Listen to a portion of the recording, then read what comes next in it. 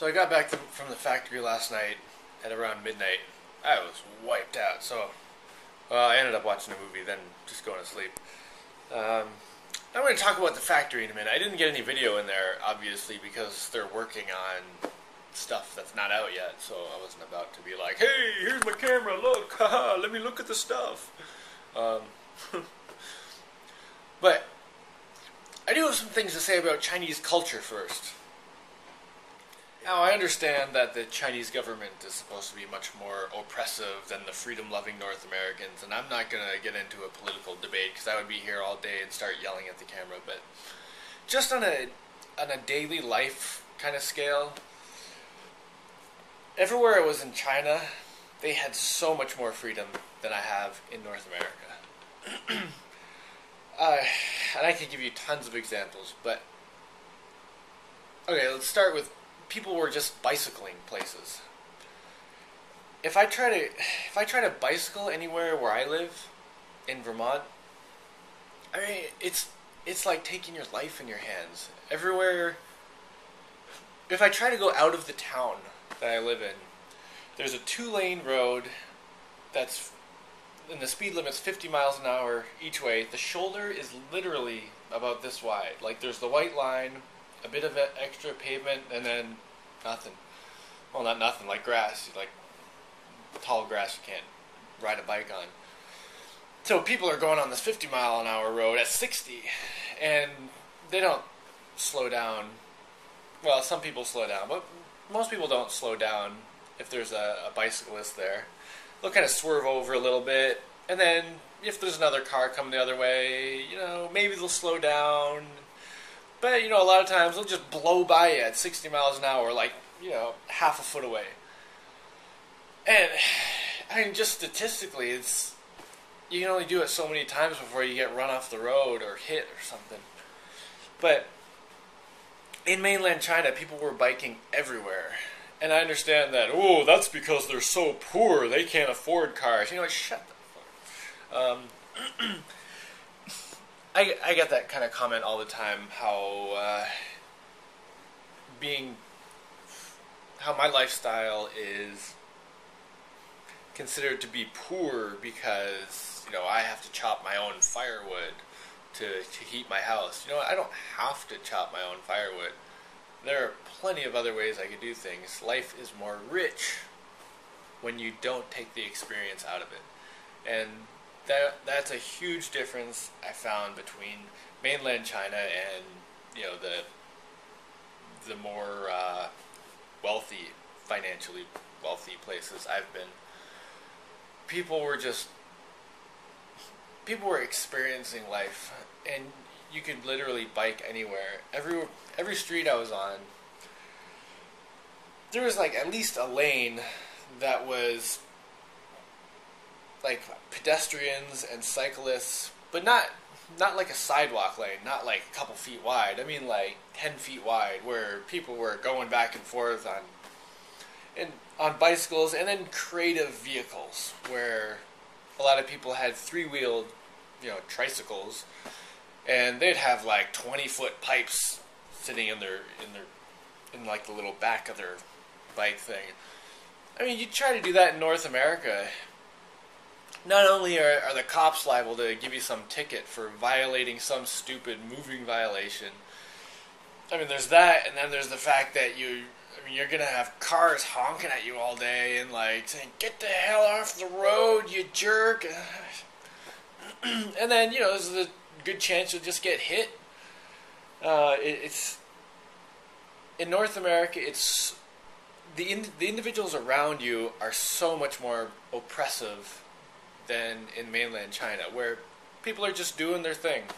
They're not angry at each other. In North America, people are angry at each other, especially when traveling. And I have a lot of things to say about why that is. I think they're just pissed off that their lives are miserable when they're supposed to be, the rich people. Anyway, I was just really envious of all these creative vehicles driving around. There were the car lanes, which all had brand new looking shiny cars because, where where I was, there's no winter, there's no snow, they don't have to salt the roads or anything, so none of their cars were rusting to pieces like where I live. But so yeah, I mean, they definitely, there were plenty of people who had cars. It was just that wasn't the only mode of transportation that was acceptable. And so people had their bicycles and their creative bicycles, and then people also had their creative gas-powered machines where someone would take like a moped and like graft it onto a car, and they'd have a car ped, and they'd be doing stuff with these things, not just driving one person around. They'd like have cargo in the back, and it always kind of annoys me when I'm driving around in richer places and people have these enormous tanks they're driving around and it's only one person. But that's an old argument that I don't need to dwell on. So that was really cool. I just thought it was so neat how people were being creative and having their vehicles. Like, I want to build my own car in North America, but there's so many regulations and it's pretty difficult to get it, licensed, so you don't immediately get stopped and fined. So along the lines of people getting angry at each other, in North America, if you're coming up to a stop, there's a car on the way. Get the hell out of the way, you jerk! And then finally, when people get apart and go their own ways, they brood about it and think about, I can't believe that jerk said that to me, or I can't believe I had to stick my head out of my car and yell at that idiot on the road, and they'll complain about it for hours. Like, it ruins their whole day. But in mainland China, people would, if there was someone else in the way, they would the person ahead would look back, okay, yeah. And they'd go along and wouldn't think twice about it. They would cooperate. And even when they couldn't cooperate immediately, maybe the person in front couldn't move right away, the person behind doesn't sit there whining on their horn. Like, yeah, they already heard you. That's something that really annoys me about North America, is people get this road rage thing where they're like, I am the king! I need everyone to get out of my way immediately! And they're not, so I'm gonna honk my horn! Anyway. There were a lot of huge cultural differences like that I thought were pretty cool. Mostly because I like to have lots of experience in life and not be angry with everyone around me. And I like to have freedom to do things and not be restricted to having to drive around in one of the top 10 brand name cars that are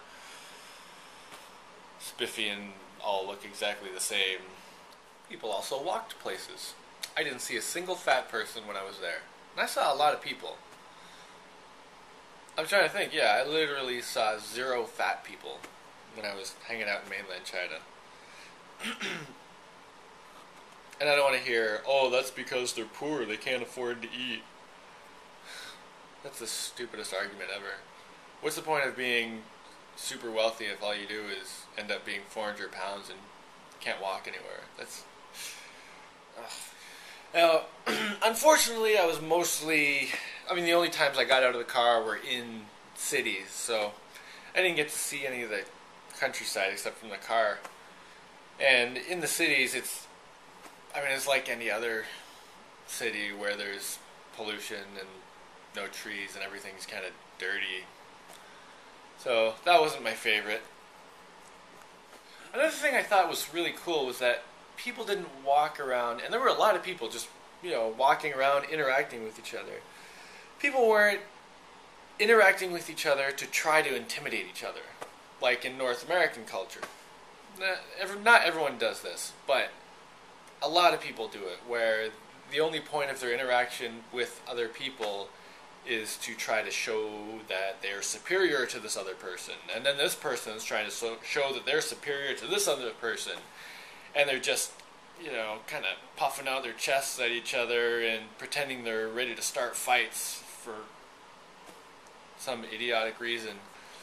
But over there, people were just interacting, and it's almost like the interactions were aloof compared to North American interactions. But I don't think it was that they were so much aloof. It's just that they didn't, everyone was doing their own thing. They were too busy doing whatever they were doing to be worried about what everyone else was doing and get angry about it.